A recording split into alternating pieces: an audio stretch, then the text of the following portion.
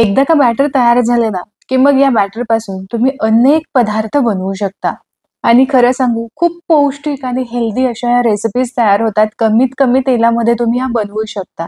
आणि मुलांना तुम्ही रोज एक-एक वेगवेगळा पदार्थ खायला घालू शकता. तयार केलेले हे बॅटर अगदी 3 ते 4 दिवस छान टिकलं जातं आणि यापेक्षा सुद्धा जास्त टिकवायचं असेल तर काय करायचं हे सुद्धा मी व्हिडिओच्या दरम्यान सांगितलेलं आहे. चला तर मग पटापट आपण नाश्त्याच्या रेसिपीला सुरुवात करूया. तर सगळ्यात आधी इथं मी साहित्य सगळं घेतलेलं आहे.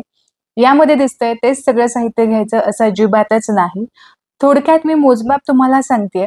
आता यामध्ये मी रेग्युलर घरामधली जी वाटी असते त्या वाटीच्या अंदाजानुसार 2 वाटी भरून आपलं नेहमीचं इडलीसाठी लागणारं जे तांदूळ असतं ते घेतलेलं आहे. यासोबतच 1 वाटी भरून मी उडदाची डाळ घेतली. 4 चमचे अख्खे मूग, 4 चमचे मी इथे घेतलेलं आहे. चवळी 4 चमचे घ्यायचेत. अख्खा मसूर किंवा अख्खा मसुराची डाळ घेतली तरी चालेल. यासोबतच रेग्युलर चमच्याच्या अंदाजानुसार 4 चमचे भरून मी इथे मटकी घेतली. यासोबतच 4 चमचे भरून आपल्याला हरभरा घ्यायचा आहे. राजमा माझ्याकडे आहे तो 4 चमचे घेतलेला आहे आणि डाळ थोडीशी शिल्लक होती म्हणून इथे मी तुरीची डाळ घेतली आणि यासोबतच माझ्याकडे इथे थोडेसे शिल्लक राहिलेले हुलगे होते ते सुद्धा घेतलेले आहेत. एक मूठभर शेंगदाणे घेतलेले आहेत आणि 10 ते 12 बदाम सुद्धा घेतलेले आहेत. आणि यासोबतच एक छोटा चमचा भरून यामध्ये आपल्याला मेथीचे दाणे घालायचे. सगळं साहित्य चांगलं एकजीव मिक्स करायचं. आता एक लक्षात घ्या, की हा पदार्थ जो आहे ना, तो तुम्ही महिन्याच्या शेवटी महिन्याखेरीज केला तरी सुद्धा चालेल. कारण बऱ्याचदा असं होतं, की काही धान्य, कडधान्य असतात, की ते शिल्लक राहिलेली असतात, थोडीशी उरलेली असतात. अशा धान्याचं काय करायचं हे समजत नाही आपल्याला आणि बरेच दिवस ते धान्य थोडे-थोडे पुडीमध्ये असेच बरेच दिवस पडून असतात. अशा धान्याचे तुम्ही हा पदार्थ नक्कीच बनवू शकता. डाळी असू देत, कडधान्य असू देत, कुठलाही तुम्ही इथे वापर करू शकता आणि हा पदार्थ अतिशय खमंग तुम्ही तयार करू शकता. तर असं काही नाही, की तुम्हाला फक्त मी जे सांगितलंय तेच साहित्य घ्यायचं आहे. तुम्ही कोणत्याही डाळी इथे वापरू शकता, कोणतेही कडधान्य इथे वापरलेत तरी सुद्धा चालेल. 2 ते 3 वेळा हे सगळे साहित्य मी चांगले धुवून घेतलेले आहेत. आता यामध्ये भरपूर पाणी घालायचं आणि कमीत कमी एक 6 ते 7 तासांसाठी छान आपल्याला हे भिजवून घ्यायचं आहे. तर तुम्ही इथे बघू शकता मस्त असे सगळं धान्य भिजलेलं आहे. सोबतच शेंगदाणे थोडेसे मोठे आहेत. ते सुद्धा छान अगदी साल काढली तर लगेचच निघालेले आहेत. असे भिजलेले आहेत आणि यासोबतच बदाम सुद्धा छान असे भिजलेले आहेत.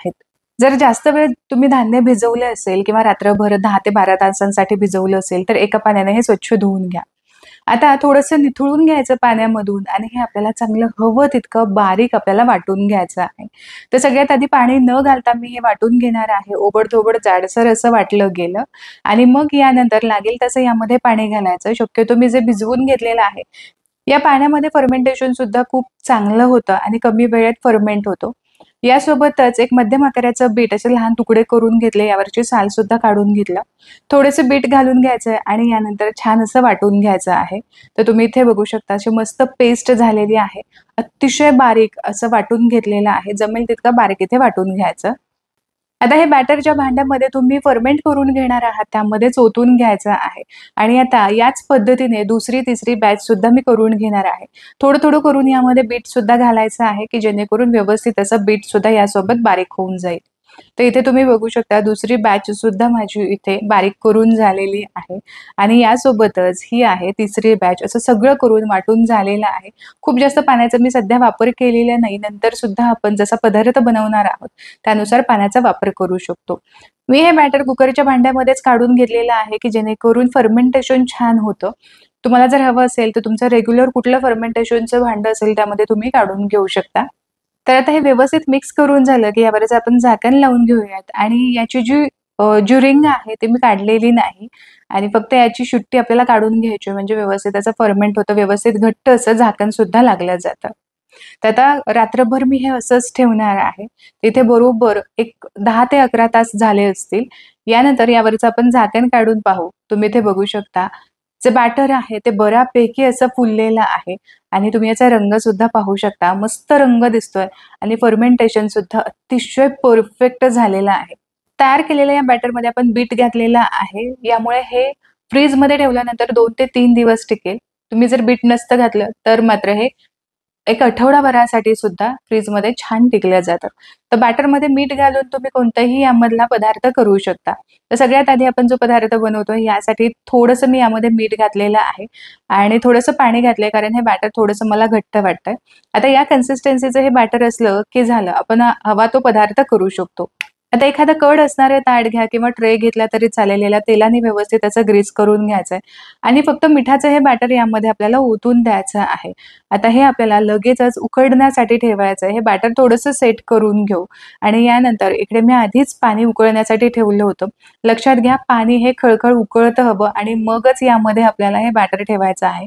याआधी यावरती मी स्टँड ठेवलं आणि हा ट्रे यामध्ये ठेवलेला आहे. यावरती पुन्हा झाकण ठेवू आणि एक 10 ते 12 तासांसाठी छान असं हे मी वाफवून घेतलेलं आहे. इथे हा चाकू मी रोवून पाहिलेला आहे आणि तो अतिशय क्लीन येतोय म्हणजेच आपलं हे बॅटर व्यवस्थित असं वाफवून झालेलं आहे. थंड झाल्यानंतर तुम्हाला हव्या तशा याच्या वड्या तुम्ही पाडून घेऊ शकता. अतिशय सॉफ्ट असा हा पदार्थ तयार होतो. मुलांना जर तुम्ही असाच खायला दिलात ना, तरी खेळता-खेळता मुलं हा पदार्थ अतिशय पौष्टिकपणे आणि मनसोक्त आवडीने खाऊ शकतात. अगदी केक सारखाच हा पदार्थ दिसतो. आता याला ना एक चटपटीत अशी फोडणी देऊयात, की जेणेकरून या पदार्थाचा जो स्वाद आहे तो आणखीन जास्त वाढला जाईल. थोड्याशा तेलामध्ये जिरं, मोहरी आणि अगदी एक छोटा चमचा भरून मी इथे 2 डाळी घातलेल्या आहेत. एक हरभरा डाळ आणि उडदाची डाळ घालायची. थोडंसं हिंग घालायचं. डाळीला थोडासा कलर येईपर्यंत मी छान असं परतून घेतलेलं आहे. यामध्ये 1 ते दीड चमचा तीळ घालायचा आहे आणि यामध्ये आवर्जून आपल्याला घालायचा आहे, तो म्हणजे सांबार मसाला. 1 ते दीड चमचा, छोटा चमचा सांबार मसाला घातलेला आहे. तिखट जर तुम्हाला आवडत असेल तर तुम्ही इथे लाल तिखट सुद्धा घालू शकता. आणि यासोबतच आपण जो तयार केलेल्या वड्या आहेत त्या यामध्ये घालायच्यात. वड्यांचा आकार किंवा साईज तुम्हाला किती हवी आहे यानुसार तुम्ही ठेवू शकता. यापेक्षा छोट्या जरी केल्या तरी सुद्धा चालेल. वरून थोडीशी कोथिंबीर घालायची आणि छान हलकासा वरून ना क्रिस्पीपणा येईपर्यंत आपल्याला या वड्या छान अशा परतून घ्यायच्या आहेत. आणि तुम्ही एखाद्या चटणीसोबत खा किंवा अशाच खाल्ल्यात ना तरी सुद्धा खूप कमालीच्या लागतात. तर माझ्या सांगण्यावरून एकदा तरी हा पदार्थ नक्की ट्राय करून पहा. आता आपण दुसरा पदार्थ बनवायला घेऊयात. यासाठी पुन्हा थोडंसं मी इथे बॅटर घेतलेलं आहे. यामध्ये चवीपुरतीचं आपल्याला मीठ घालायचं आणि थोडंसं पाणी घालून पुन्हा हे बॅटर थोडंसं मी आधीप्रमाणेच असं थोडंसं पातळ करून घेणार आहे. तर चला नेहमीपेक्षा थोडीशी वेगळी अशी इडली बनवूयात. यासाठी इडली पात्र घेतलं. हे छान तेलाने आपल्याला ग्रीस करून घ्यायचं आहे आणि नेहमी रेग्युलर जशी आपण इडली बनवतो त्याच पद्धतीने आपल्याला इथे इडली बनवून घ्यायची आहे. जर तुम्हाला स्टफिंगची इडली बनवायची असेल तर तशी सुद्धा तुम्ही या बॅटरपासून नक्कीच बनवू शकता. हलकीशी जागा ठेवायची आहे. थोडंसं टॅप करून घ्यायचं आणि लगेचच आधीचं इथं भांडं गरमच होतं. यामध्येच मी पुन्हा आता हे इडलीचं पात्र ठेवणार आहे आणि आता पुन्हा एक 10 ते 12 मिनिटांसाठी छान या इडल्या वाफवून घेऊ. तर इथे तुम्ही बघू शकता इडली छान अशी वाफवून झालेली आहे. ही इडली तुम्ही डब्याला सुद्धा देऊ शकता बरं का. म्हणजे आधीचा पदार्थ सुद्धा डब्याला खूप छान जातो. थंड झाल्यानंतर सुद्धा ह्या इडल्या अजिबात वातड होत नाहीत. अशाच स्पॉन्जी राहतात आणि मस्त जाळीदार अशा या इडल्या तयार झालेल्या आहेत. या इडल्या तुम्ही नक्की ट्राय करून पाहायला हव्या. या इडल्यांना खूप छान अशी जाळी पडते. या इडल्या तुम्ही सांबार सोबत खा किंवा चटणी सोबत खा. इथे मी उडपी स्टाईल सांबार बनवलेला आहे आणि यासोबत जी कमाल इडली लागली म्हणून तुम्हाला सांगू. खूपच पौष्टिक. आता यानंतर आपण छान असा उत्तप्पा बनवणार आहोत. थोडंसं तेल मी तव्याला लावून घेतलं आणि यानंतर तव्याचं जे टेम्परेचर आहे ते एकसारखं करण्यासाठी पुन्हा मी यावरती थोडंसं पाणी शिंपडून पुसून घेतलेलं आहे. जे इडलीचं बॅटर आहे तेच थोडंसं शिल्लक राहिलं होतं. यामध्येच मी तुम्हाला उत्तप्पा कसा बनतो हे सुद्धा दाखवणार आहे. तर एक पळीभर इथे मी बॅटर घेतलं. हलकंसं ते पसरवायचं. खूप पातळ उत्तप्प्यासाठी बॅटर पसरवलं जात नाही कारण उत्तप्पा क्रिस्पी नसतो. तो थोडासा मऊसूत असतो. आता उत्तप्प्यावरती आपल्या आवडीप्रमाणे आपण भाज्या घालू शकतो. इथे मी थोडासा कांदा घातला. यासोबतच थोडासा बारीक चिरलेला टोमॅटो आणि कोथिंबीर घातली. हवं असेल तर तुम्ही गाजर, मुळा किसून यामध्ये घालू शकता किंवा हिरव्या पालेभाज्या घातल्या तर आणखीन जास्त हा पौष्टिक उत्तप्पा होऊ शकतो. वरून आपल्याला आवडेल तशी थोडीशी लाल मिरचीची पावडर घातली. हवं असेल तर थोडासा चाट मसाला तुम्ही घालू शकता किंवा सांबार मसाला थोडासा घातला तरी सुद्धा चालेल. अगदी एक पाव चमचाभर भरून तेल घातलं आणि झाकून मिनिटभरासाठी भाज्या शिजण्यासाठी मी यावरती झाकण ठेवलं. आता उत्तप्पा थोडासा साईडला असा गोल्डन रंगावरती दिसायला लागला की लगेचच पलटी करून घ्यायचं. तुम्ही इथे बघू शकता परफेक्ट असा उत्तप्पा इथे भाजून झालेला आहे. आता पलटी करून हलक्या हाताने दाबून पुन्हा हा खालच्या साईडने सुद्धा मी इथे भाजून घेतलाय आणि तुम्ही इथे बघू शकता भरपूर पौष्टिक असा उत्तप्पा इथे तयार झालेला आहे. हा डब्याला सुद्धा द्या, नाश्त्यासाठी बनवा, चटणी सोबत खा किंवा सांबार सोबत खा. खूप कमालीचा लागतो किंवा असाच जरी खाल्लात ना तरी सुद्धा खूप पौष्टिक आहे. लहान मुलांना तुम्ही सहज असा खायला देऊ शकता. आता चौथा पदार्थ करायचा आहे, यासाठी आपल्याला थोड्याशा तेलामध्ये फोडणी करायची. तर तेलामध्ये थोडंसं जिरं, मोहरी, हिंग घातली. थोडंसं म्हणजे अगदी एक अर्धा चमचा भरून उडदाची डाळ आणि हरभऱ्याची डाळ घातली. डाळ थोडीशी आपल्याला रंग येईपर्यंत परतून घ्यायची. कढीपत्त्याची बारीक चिरलेली पानं मी यामध्ये घातलेली आहेत आणि इथं मीठ घालून बॅटर सुद्धा तयार आहे. यामध्ये मी थोडासा कांदा घातला, थोडेसे टोमॅटो घालायची, थोडीशी कोथिंबीर घालायची. हवं असेल ती भाजी घालू घालू शकता तुम्ही यामध्ये किंवा पालेभाज्या घाला बारीक चिरून. तयार केलेली फोडणी यामध्ये घातली, मिसळून घेतली आणि याचे आता आपण अप्पे बनवणार आहोत. हे अप्पे चवीला असले जबरदस्त लागतात ना, तयार केलेली ही फोडणी जी होती, या फोडणीमुळे आणखीनच या अप्प्यांची पौष्टिकपणा सुद्धा वाढतोय आणि यासोबतच चव सुद्धा खूप छान वाढते. तर एक छोटा चमचा यामध्ये आपल्याला अप्प्यामध्ये हे बॅटर घालायचं आहे आणि यानंतर झाकण ठेवून साधारण 2-1 मिनिटांसाठी लो फ्लेमवरती असेच हे अप्पे होऊन द्यायचे आहेत.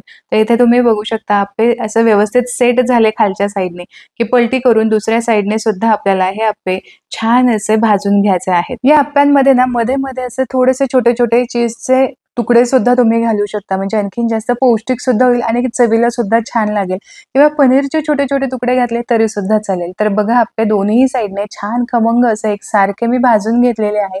भरपूर गरम हे अप्पे आहेत. नुकतेच मी काढले तरी सुद्धा मी तुम्हाला इथे जाळी दाखवते. कसली मस्त ह्याला जाळी आलेली आहे. हवे त्या चटणीसोबत तुम्ही खाऊ शकता किंवा सांबारसोबत सुद्धा हे अप्पे छान लागतात. आता सगळ्यात शेवटचा आणि 5वा पदार्थ माझ्या आवडीचा म्हणजेच कुरकुरीत असे डोसे.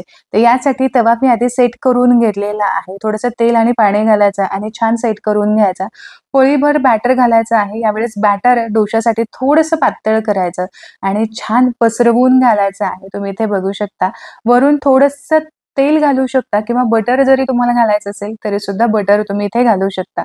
तर एकसारखा असा डोसा इथे पसरवून झालेला आहे. डोशाला वरून अगदी थोडंसं मी तेल घातलेलं आहे. डोसा असा छान रंगावरती आला, की कढईने सगळ्या बाजूने मोकळा करायचा आणि पलटी करून दोन्ही साइडने हे डोसे आपल्याला भाजून घ्यायचे आहेत. कुरकुरीत असा डोसा होतो आणि चवीला सुद्धा खूप अप्रतिम लागतो. इथे मी 3 प्रकारच्या चटण्या सुद्धा केलेल्या आहेत आणि यासोबतच मस्त उडपी स्टाईल सांबार सुद्धा बनवलेला आहे. यासोबतच हे डोसे आणि इडली सगळे पदार्थ मी एन्जॉय करणार आहे.